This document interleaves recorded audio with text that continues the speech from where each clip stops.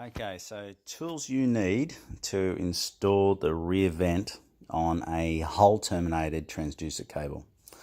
Okay, so obviously you need the tools themselves. Obviously you need a drill, you need a square gauge to ensure it's centered, and obviously a black tip marker or a marker of choice. Parts you need is only one stainless steel vent for a boat in small size.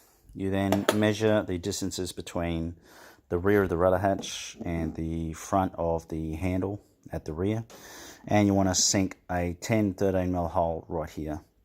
You can use the Dremel as I used previously to elongate or actually increase the width of the hole, but you only want it just enough so the tip of the transducer can pop through.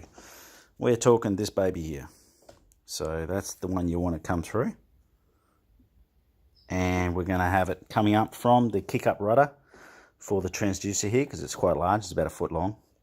It's going to come along here, it's going to terminate here, small zip tie, come down into the recess well so it doesn't affect handling of grabbing the kayak. There's going to be another zip tie here, black, so you shouldn't really affect you whatsoever. Just make sure the buckle of the zip tie actually sits underneath the handle here and here, so whilst grabbing it, it's not in the road and it does not act as a catch. We'll have the cable coming down here and terminating straight into the hole, and then we'll wriggle the transducer cable down the right hand side of the kayak to the inspection hatch we previously have installed today.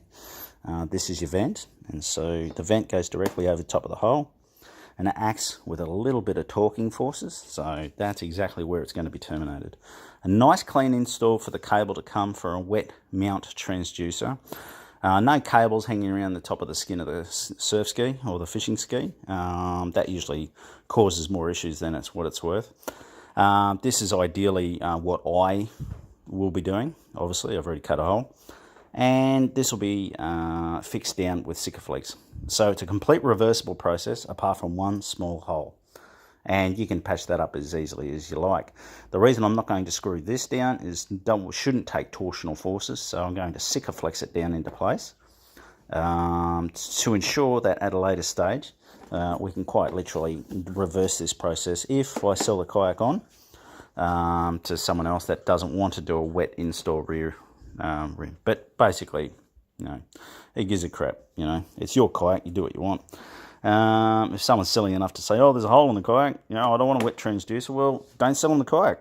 Simple as that.